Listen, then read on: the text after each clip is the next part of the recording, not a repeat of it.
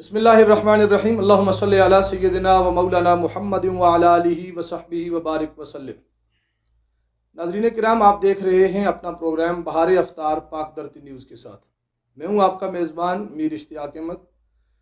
روزانہ کی طرح آج بھی ہمارے اس سیٹ پر معزز و محترم علماء کرام، اسکالرز حضرات اور خوبصورت ثناخوان ہم آپ کی خاطر لے کر آئے ہیں، موجود ہیں۔ آج 26واں روزہ ہے اور آج کی آنے والی شب 27ویں شب ہوگی، اور رمضان المبارک کے آخری عشرے کی طاق راتوں میں لیلۃ القدر کو تلاش کرنے کی ترغیب احادیث رسول صلی اللہ علیہ وآلہ وسلم کے اندر ہمیں ملتی ہے۔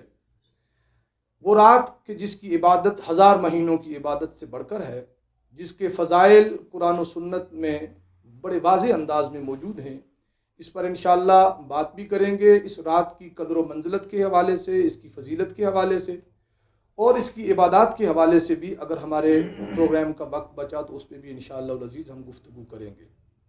روزانہ کی طرح ہمارے مہمانوں میں معزز علماء جو شریک ہیں، میں ان کا تعارف کرانا ضروری سمجھتا ہوں۔ اولاً ہمارے ساتھ موجود ہیں ملک پاکستان کا ایک جانا پہچانا نام، علماء کرام کی صف کا ایک نہایت نمایاں شخصیت، حضرت علامہ محمد الیاس مسلم صاحب۔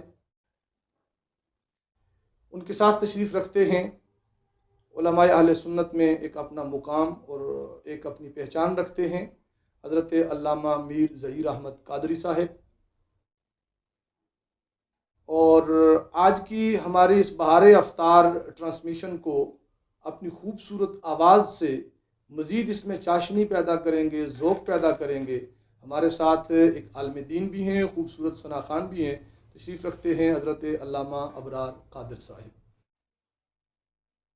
میں اپنے تمام معزز مہمانوں کو آج کی اس نشست میں خوش آمدید کہتا ہوں۔ مولانا محمد الیاس مسلم صاحب، آپ سے آغاز کرتے ہیں گفتگو کا۔ لیلۃ القدر کے حوالے سے قرآن و سنت کی روشنی میں ہمارے ناظرین کی رہنمائی فرمائیے۔ اللهم صل على سيدنا وحبيبنا ومولانا محمد النبي الأمي وآله وبارك وسلم وعلى آله وصحبه أجمعين۔ أعوذ بالله من الشيطان الرجيم، بسم الله الرحمن الرحيم، إنا أنزلناه في ليلة القدر، صدق اللہ العظیم۔ حمیر صاحب، آپ نے بہت ہی مبارک موضوع کے اوپر ہمیں یہاں پر مدعو فرمایا ہے۔ اللہ تعالیٰ آپ کو جزائے خیر دے، اور یہ ہماری خوش نصیبی ہے اس مبارک محفل اور مجلس میں ہمیں آنا نصیب ہوا۔ لیلۃ القدر قرآن مجید میں جو بیان ہوا ہے بڑا وسیع موضوع ہے، اور ہمارے ہر عام و خاص کو اس کے بارے میں شاید بلکہ علماء سے زیادہ پتہ ہوتا ہے، جو عموماً جو ایک فضا ہے۔ لیکن میں تھوڑا سا شاید کچھ ایک مختلف چیز بتانے کی کوشش کروں گا۔ وہ یہ ہے، ویسے کہا جاتا ہے کہ جو صاحب ایمان لوگ ہوتے ہیں وہ کہتے ہیں ہر شب قدر اور ہر روز عید، جن کو اپنی زندگی کے مقصد کا پتہ ہو، آنے اور جانے کے بارے میں ان کو فکر ہو۔ اب قرآن مجید فرقان حمید جس رات کے بارے میں کہہ دے کہ یہ قدر والی رات ہے،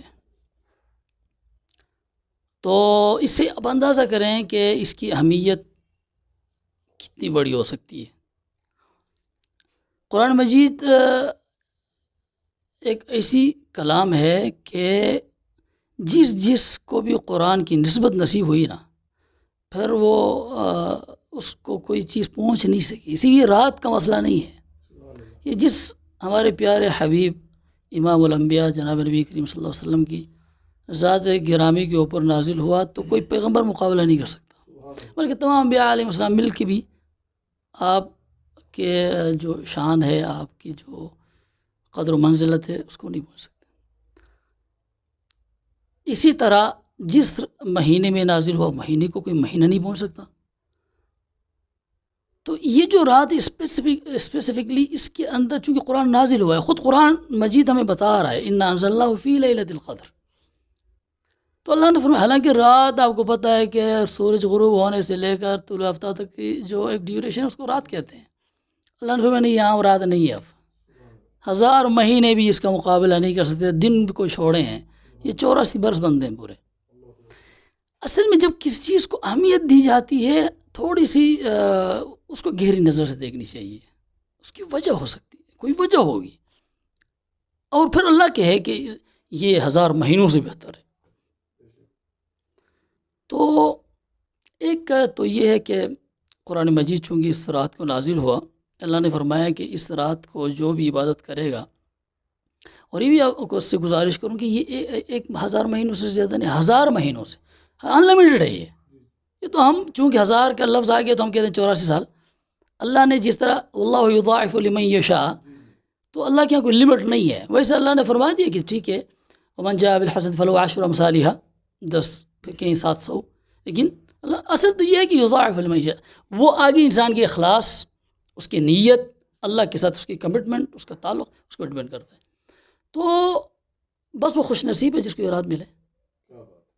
اور میں حیران ہوتا ہوں کہ ہم دنیا کی چھوٹی چھوٹی چیزوں کے لیے ہم پتہ نہیں کہاں کہاں کے سفر کرتے ہیں اور کتنی راتوں کی نیندیں حرام کرتے ہیں، اور جس کو ایک رات ملے اس کو 1000 مہینوں کی عبادت، تو آپ اس کا کوئی امیجن نہیں کر سکتے۔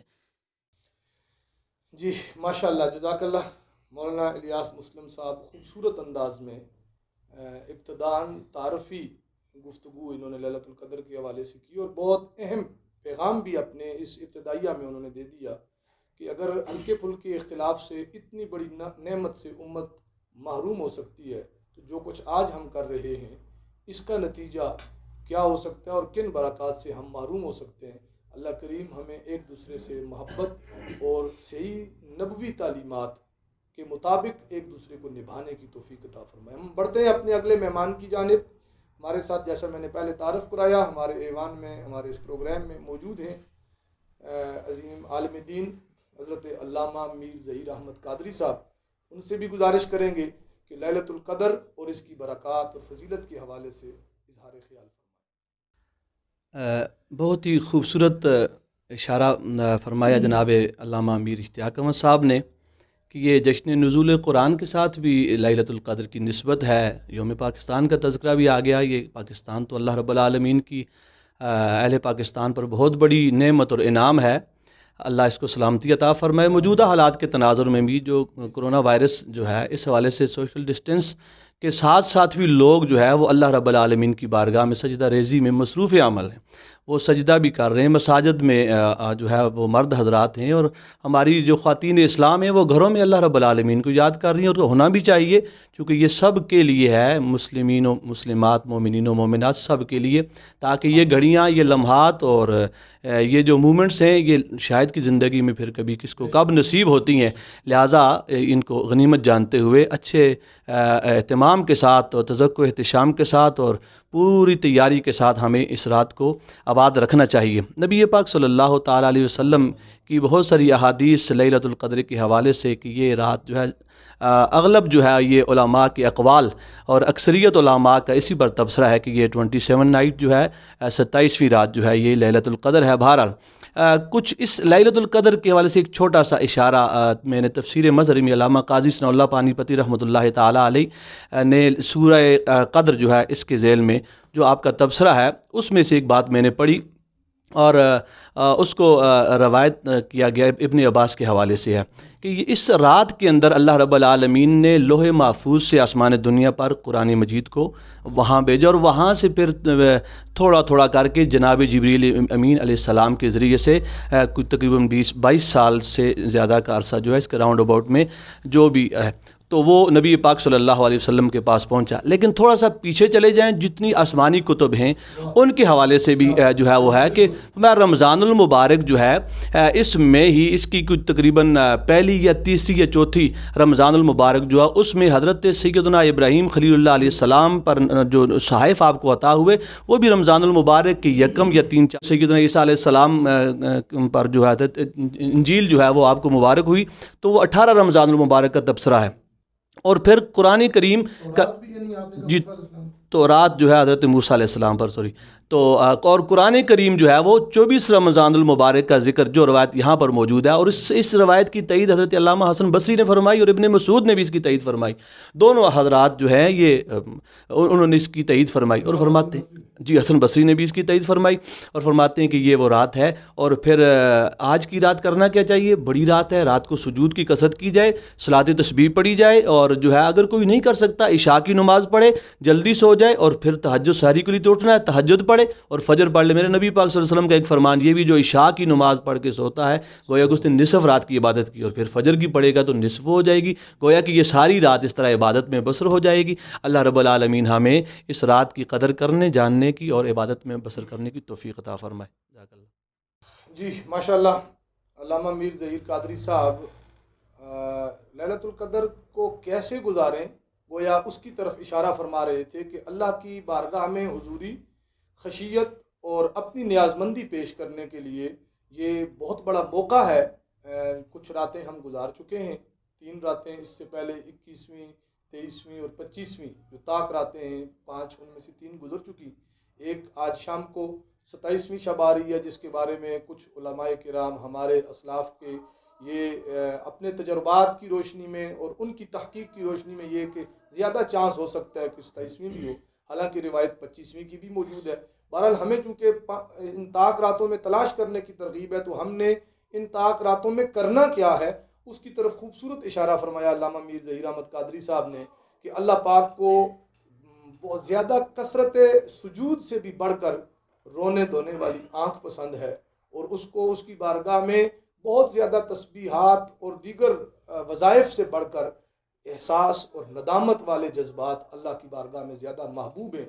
سو ہم اس سے پہلے گزری ہوئی زندگی کے اندر جو نقصانات کر چکے ہیں، اگر ان کا ازالہ چاہتے ہیں تو رمضان کی جاتی ہوئی ساعتیں ہماری منتظر ہیں، اور ان میں ہمارے لیے بہت کچھ ہے. انشاءاللہ گفتگو کا سلسلہ آگے چلتا رہے گا. ہم بڑھتے ہیں نعت شریف کی طرف. ہمارے ساتھ جیسا میں نے پہلے بتایا ملک پاکستان کی ایک خوبصورت آواز حضرت علامہ قاری محمد ابرار قادر صاحب تشریف فرمائیں. قاری صاحب ہمارے ناظرین کو ابتداً کیا سنانا پسند فرمائیں گے؟ پیش فرمائیں. درِ نبی پر پڑا رہوں گا، پڑے ہی رہنے سے کام ہوگا، کبھی تو قسمت کھولے گی میری، کبھی تو میرا سلام ہوگا. خلاف معشوق کچھ ہوا ہے، نہ کوئی عاشق سے کم ہوگا. خلاف معشوق کچھ ہوا ہے، نہ کوئی عاشق سے کم ہوگا. خدا بھی ہوگا ادھر ہی یہ دل جدھر وہ عالی مقام ہوگا. جو دل سے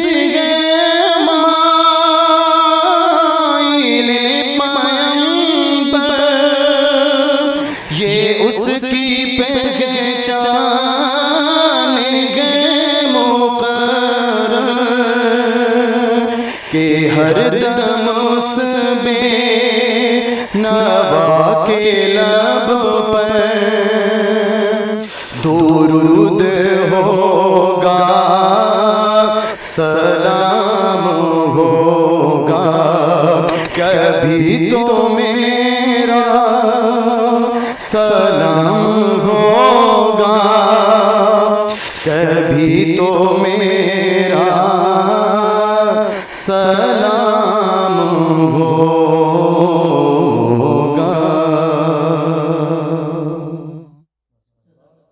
ماشاء اللہ. قاری صاحب، اللہ پاک آپ کے سوز اور آپ کی آواز میں مزید برکتیں عطا فرمائے. ہم بڑھتے ہیں اپنے مہمان اسکالرز حضرات کی طرف پھر سے، اور جاننے کی کوشش کرتے ہیں کہ یہ جو طاق راتیں ہیں جن میں سے ایک لیلۃ القدر ہے، اور ممکن ہے کہ آج کی جو 27ویں شب ہے یہ لیلۃ القدر ہو. اس کی اگر کچھ ہمارے علماء کرام نشانیاں بتانا چاہیں، یہ بھی ان کی مرضی پہ ہم چھوڑتے ہیں، یا اس کے اندر کی جانے والی عبادات اور اس کو کیسے گزارا جائے، اس کے حوالے سے ہمارے ناظرین کی رہنمائی فرمائیں. جناب مولانا محمد الیاس مسلم صاحب کی طرف بڑھتے ہیں پہلے، کہ جناب کیا ارشاد فرمائیں گے آج کی اس مبارک رات کے حوالے سے؟ بسم اللہ الرحمن الرحیم. اصل میں جو یہ راتیں ہیں، ظاہر ہے جو طاق راتیں ہیں، زیادہ طاق راتوں کا اس لیے کہ حدیث مبارکہ میں ہے وہ شب قدر یا لیلۃ القدر جو ہے وہ طاق رات میں ہی ہوگی. تو 21 23 25 27 تو امت میں مشہور زیادہ 27 ہے. اس کی وجوہات ہو سکتی ہیں اور ہیں، اس میں کوئی شک نہیں. اور ہمارے پیارا پاکستان بھی 27ویں شب کو اللہ نے ہمیں تحفے میں دیا ہے، جس کی بنیادوں میں لا الہ الا اللہ ہے. تو اس لیے ایک نیک شگون ہے کہ کلمے کی بنیاد پہ بنا، اور 27ویں شب کو اللہ نے ہمیں نصیب فرمایا. تو کرنا کیا ہے؟ دیکھیں، ہماری پیاری امی جان امی عائشہ صدیقہ رضی اللہ عنہا نے یہی سوال کیا تھا جناب نبی کریم صلی اللہ علیہ وسلم سے کہ یا رسول اللہ، اگر مجھے شب قدر ملے تو کون سی دعا کروں؟ آپ نے فرمایا کہ آپ یہ دعا کیا کریں عائشہ، اللہم انکا عفو تحب العفو فاعف عنی.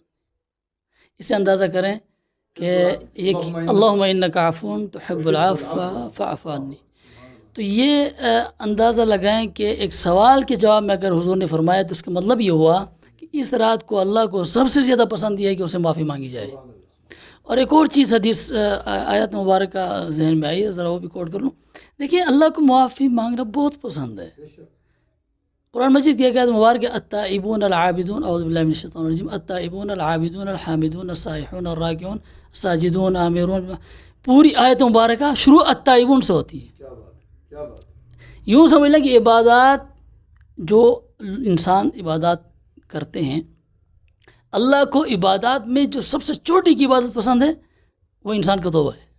اور یہ مومنین کی صفات میں سے گویا پہلی صفت، سب سے پہلی صفت اور ٹاپ آف دا لسٹ. دیکھیں، جو چیز ٹاپ پرائرٹی ہوتی ہے اس کو پھر پہلا تذکر کیا جاتا ہے. وجہ یہ ہے، دیکھیں، الا من تاب وآمن وعمل عملا صالحا فاولئک یبدل اللہ سیئاتہم حسنات. ایک بزرگ کا واقعہ مجھے یاد آ رہا ہے، میں بطور دلیل تو نہیں پیش کر رہا لیکن ایک تائید کے طور پر یہ چیزیں ہم پیش کر سکتے ہیں کہ ایک دفعہ وہ بڑے مسرور جا رہے تھے. کسی نے فرمایا آپ کیوں اتنا خوش ہیں؟ تو فرمایا کہ کیسے خوش نہ ہوں کہ اللہ نے قرآن میں وعدہ فرمایا ہے کہ میں تمہارے گناہوں کو تمہاری نیکیوں سے بدل دیتا ہوں، اور میں سب سے بڑا گناہ گار آدمی تھا، اللہ نے مجھے آج ان گناہوں کو نیکیوں سے بدل دی، تو میں آج سب سے زیادہ نیکی والا بن گیا. تو یہ یقین کی بات ہوتی ہے. تو توبہ کرنا اللہ کو انتہائی پسند عمل ہے، تو سب سے زیادہ تو توبہ ہی کرنی چاہیے. اور خاص کر کے آج کل کے حوالے سے اگر ہم اپنی حالت دیکھیں تو ہمیں توبہ کے سوا تو کچھ کرنا ہی نہیں چاہیے. اللہ تعالیٰ ہمیں توبہ کرنے کی، اللہ کی طرف رجوع کرنے کی توفیق نصیب فرمائے. جزاکم اللہ. جی علامہ صاحب، بہت خوبصورت انداز میں آپ نے بھی اپنے حصے کی خیر ہمارے ناظرین کے نام کی. اللہ پاک اس سارے معاشرے ہمارے کو خیر سے بھر دے. یعنی ہمارے علماء کرام نے ناظرین جو ہماری رہنمائی فرمائی، اس میں ایک بات بڑی کامن ہے کہ اللہ کی بارگاہ سے رجوع کیا جائے، اور اللہ تعالیٰ بھی یہی چاہتا ہے کہ میرے روٹھے ہوئے بندے لوٹ کر میرے پاس آ جائیں. بہت ساری چیزیں تھوڑے وقت میں آپ کو بتا دی گئیں، لیکن اس میں یاد رکھیے کہ ایک چیز اگر وہ بہت زیادہ نوافل اور عبادات کی کثرت نہ بھی ہو سکے، دو ہی رکھتے ہیں اگر ستھری پڑھ لی جائے، کم از کم رجوع کی اور توبہ کی، تو میں سمجھتا ہوں کہ اللہ کی بارگاہ سے بہت کچھ نصیب ہو سکتا ہے. لیکن وہ محاسبے کے ساتھ ایک پورے احتساب اور ایقان اور یقین کے ساتھ اللہ کی بارگاہ میں کچھ نہ کچھ تو ضرور پیش کیا جائے. انشاءاللہ العزیز ہم توقع کرتے ہیں کہ ہمارا یہ پروگرام بھی کسی حد تک ہمارے معاشرے جہاں تک یہ آواز پہنچے گی انشاءاللہ رجوع اللہ کا سبب بنے گا. اللہ تعالی ہم سب کو اپنی بارگاہ کی طرف کامل رجوع کی توفیق عطا فرمائے. بڑھتے ہیں ہم اپنے آخری کلام کی طرف. جو کہ جناب علامہ قاری محمد ابرار قادر صاحب سنانے کے لیے یقیناً تیار ہیں۔ قاری صاحب آپ ہمارے ناظرین کو اپنی خوبصورت آواز میں محظوظ فرمائیں، پروگرام اپنے اختتام کی طرف بڑھتا ہے۔ قبلہ میر صاحب، میں اپنی زندگی کا جو معروف کلام اتنا دیر سے پڑھا ہوا ہے، میں اس کے چند اشعار پیش کرتا ہوں اور یقین ناظرین کو یہ پسند بھی آئے گا۔ میٹھا مدینہ دور ہے، جانا ضرور ہے، جانا ہمیں ضرور ہے، جانا ضرور ہے۔ عشق رسول دیکھیے حبشی بلال کا، عشق رسول دیکھیے حبشی بلال کا، زخموں سے چور چور گئے پر جانا ضرور ہے۔ اور شعر سماعت کیجئے کہ ہوتا ہے سخت امتحان الفت کی راہ میں، ہوتا ہے سخت امتحان الفت کی راہ میں، آتا مگر سرور ہے، جانا ضرور ہے۔ میٹھا مدینہ دور ہے، جانا ضرور ہے۔ جی ناظرین کرام، آپ نے قاری محمد ابرار قادر صاحب کی آواز میں خوبصورت اشعار اور ترنم اور لے کے ساتھ آپ نے مدینہ طیبہ کا بھی ذکر سنا، اپنے محبوب کریم اور ان کے محبوبوں کا بھی ذکر سنا۔ اللہ کریم ہماری یہ نسبتیں، یہ محبتیں قائم و دائم رکھے، یہی ہمارے لیے سرمایہ حیات ہیں۔ میں نے جیسے پہلے آپ کی خدمت میں عرض کیا کہ آج جشن نزول قرآن کے ساتھ ساتھ یوم پاکستان بھی ہے۔ پاکستان کے قیام کے لیے بھی اللہ نے اسی 27ویں رمضان کو منتخب فرمایا۔ اللہ کے سارے کام یقیناً مبنی بر حکمت ہوتے ہیں، کوئی چیز بھی حادثاتی نہیں ہوتی۔ اللہ کے ہاں دن بھی چنیدہ ہوتے ہیں، شخصیات بھی اور مواقع بھی۔ اس حوالے سے میں اپنے معزز مہمانوں کی خدمت میں مولانا محمد الیاس مسلم صاحب اور مولانا میر ظہیر احمد قادری صاحب دونوں کی خدمت میں گزارش کروں گا کہ ایک شارٹ پیغام ہمارے سننے والوں کے لیے یوم پاکستان اور 27 رمضان کے حوالے سے ضرور ارشاد فرمائیں کہ آج کے دن ہمیں اس نعمت کا بھی شکر ادا کرنا ہے اور اس نعمت کی قدر و منزلت کیا کس طریقے سے ہمیں بجا لانی چاہیے اور اس کا احساس رہنا چاہیے۔